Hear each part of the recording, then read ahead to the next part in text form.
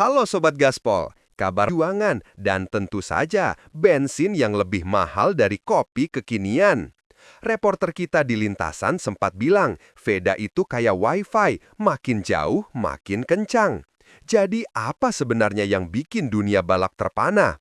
Mari kita bedah satu persatu. Veda lahir di Gunung Kidul, tempat di mana jalanan berliku mungkin sudah jadi latihan alami buat calon pembalap. Dari kecil, ia bukan mainan robot-robotan, tapi motor mini yang suaranya lebih keras dari alarm subuh. Sejak usia belasan, Veda udah jadi legenda lokal, dan pada usia 14, dia resmi gabung ke dunia internasional lewat Asia Talent Cup. Dari situ semua berubah, bukan kayak sinetron, tapi lebih kayak game balap. Level naik, lawan makin susah, tapi power up-nya juga makin gila. Orang-orang bilang, wih ini bocah kecil tapi mentalnya kayak Rossi waktu masih makan mie instan. Nah, itulah awal mula sang fenomena. Tiap pahlawan punya masa sulit. Dan buat Veda, itu datang dalam bentuk cedera yang bikin dia absen beberapa seri Junior GP. Fans sempat panik, sponsor sempat nahan napas, dan komentator Eropa pun bilang, Indonesian Wonder Kid is down. Tapi ternyata Veda bukan tipe yang rebahan lama. Setelah pemulihan, dia balik ke lintasan bukan dengan gaya hati-hati, tapi langsung tancap gas seperti motor dikejar cicilan. Banyak pembalap butuh waktu buat adaptasi lagi, tapi Veda balik langsung nembus top 10. Kalau comeback ini film, judulnya pasti Fast and Veda, Rise of the Kid from Gunung Kidul. Seri Misano 2025 jadi titik balik. Di sana, Veda start dari posisi kelima dan finish di urutan 4 dan 6 dalam 2 race. Nggak kedengeran kayak rekor dunia, eits, tunggu dulu. Buat pembalap debutan dari Asia, ini kayak nyalip 50 pembalap Eropa pakai sandal jepit. Catatan waktunya 1 menit 41 detik 779, bahkan mendekati lap terbaik sepanjang musim. Komentator bule sampai nyebut, "This kid rides like he's got wings." Padahal sayapnya cuma semangat dan nasi goreng. Di pedok, mekanik lawan sempat ngintip motor Veda, mungkin berharap ada turbo tersembunyi. Tapi nggak ada, cuma rider dengan fokus yang tajam dan mungkin doa satu kampung. Beda dari pembalap lain yang sibuk gaya, Veda dikenal fokusnya kayak kamera DSLR baru. Di tengah panas lintasan, dia tetap tenang, bahkan bisa bercanda dengan kru. Salah satu mekaniknya bilang, Veda kalau lagi tegang malah nyanyi dangdut. Nah, ini baru strategi yang tak bisa ditiru robot.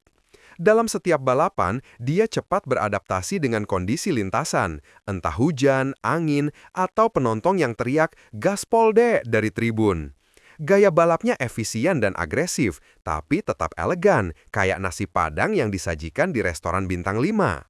Coba bayangin, umur 16, balapan di Eropa, lawan orang-orang yang udah punya pengalaman lebih banyak dan budget tim yang lebih besar. Tekanannya bukan main, tapi Veda menunjukkan mental baja campur titanium.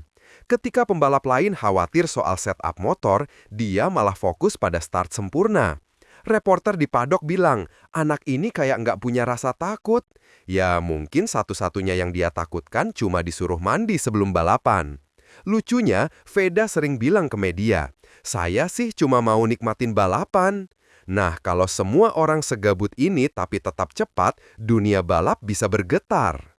Sekarang kita bahas klaim rekor dunia. Sebenarnya ini lebih tepat disebut rekor pribadi dan rekor Indonesia di ajang Junior GP. Belum pernah ada pembalap Indonesia yang catatkan posisi start setinggi itu dan finish sedekat podium dalam debut penuh musim. Jadi iya, ini sejarah. Netizen bilang, Veda bikin rekor tapi juga bikin harapan baru. Kalau diibaratkan musik, ini kayak Indonesia baru aja tembus chart Billboard, tapi versi knalpot. Jadi, meski belum rekor dunia resmi, prestasi Veda udah bikin bendera merah putih berkibar kencang di Eropa. Kabar beredar, Veda sedang dilirik beberapa tim Moto3 World Championship untuk musim 2026. Rumornya sih ada yang udah kirim scouting report. Kalau benar, ini bakal jadi lompatan luar biasa. Bayangin, dari anak kampung jadi pembalap dunia sebelum umur 18. Tapi jangan lupa, dunia Moto3 itu keras dan Veda perlu terus konsisten. Kalau berhasil, bukan cuma dia yang naik kelas, tapi juga nama Indonesia di mata dunia.